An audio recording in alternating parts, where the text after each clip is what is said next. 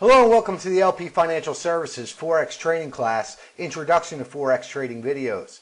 In Lesson 3, we'll go over the general terminologies related to the foreign exchange market. When we take a look at trading terminology, we see that the base currency is a currency listed first in a currency pair, and to which each transaction shall be converted at the close of each position. The spot price is the price at which the currency is currently trading in the spot market. The bid is the price at which the buyer is offered to purchase the currency or instrument. The ask is the price at which the currency or instrument is offered. A cross rate are rates between two different currencies, neither of which is the US dollar. A desk is a term referring to a group dealing with a specific currency or group of currencies. The spread is the difference between the bid and ask price of a currency. A pip is 1 unit of price change in the bid-ask price of a currency. For most currencies, it denotes the fourth decimal place in an exchange rate and represents 1/100th of 1% movement. A confirmation is a memorandum to the other party describing all the relevant details of the transaction. A market order is an order to buy or sell a financial instrument immediately at the best possible price. A limit order is a request to deal as a buyer or seller for a foreign currency transaction at a specified price, or at a better price if obtainable. A stop-loss order is an order to buy or sell at the best available price when a given price threshold has been reached.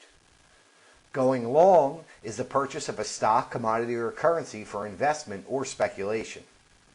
Going short is the selling of a currency or an instrument not owned by the seller. A position is the net total commitments in any given currency. A position can either be flat, no exposure, long, more currency bought than sold, or short, more currency sold than bought.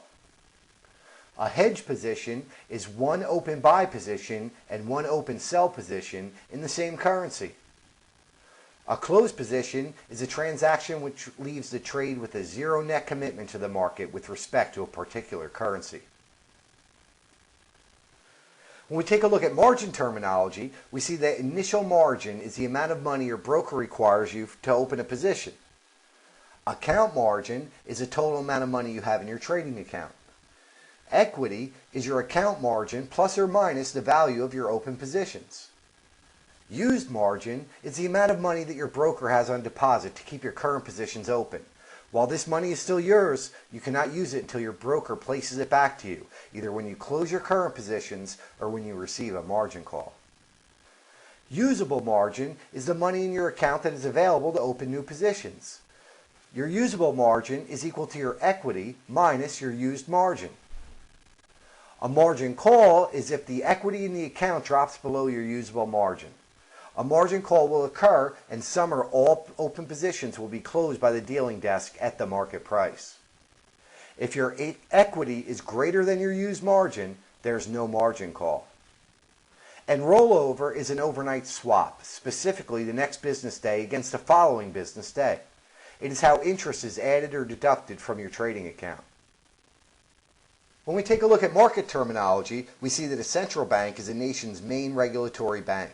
Traditionally, its primary responsibility is the development and implementation of monetary policy. The Federal Reserve System is the central banking system in the United States. The FOMC, or Federal Open Market Committee, is the committee that sets money supply targets in the USA, which tend to be implemented through Fed funds interest rates. The Fed funds rate is the interest rate on Fed funds. This is a closely watched short-term interest rate as it signals the Fed's view as to the state of the money supply. The bank rate is the rate at which a central bank is prepared to lend money to its domestic banking system. Interbank rates are the bid and offer rates at which international banks place deposits with each other, the basis of the interbank market. An economic indicator are government statistics, which indicate current economic growth rates and trends such as retail sales and employment. When we take a look at the G7, we see this as the 7 leading industrialized nations, being the USA, Germany, Japan, France, the UK, Canada, and Italy. The G10 is the G7 plus Belgium, the Netherlands, and Sweden, who are also associated with IMF discussions. Switzerland is sometimes peripherally involved. The IMF is the International Monetary Fund, established in 1946 to provide international liquidity on a short and medium-term basis and encourage liberalization of exchange rates. The IMF supports countries with balance of payments problems with the provision of loans. Bretton Woods is the site of the conference, which in 1944 led to the establishment of the post-war foreign exchange system that remained intact until the early 1970s. The conference resulted in the formation of the IMF. The system fixed currencies in a fixed exchange rate system with 1% fluctuations of the currency to gold or the dollar.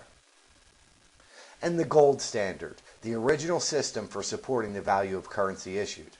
This was where the price of gold is fixed against a particular currency, meaning that the increased supply of gold does not lower the price of gold, but instead causes currency prices to increase. This will conclude lesson number 3 on general terminology, and also conclude our Introduction to Forex Training video class. Thank you so much for participating in our LP Financial Services Forex Training class. I hope this gives you a good base in your knowledge and interest in the foreign exchange market.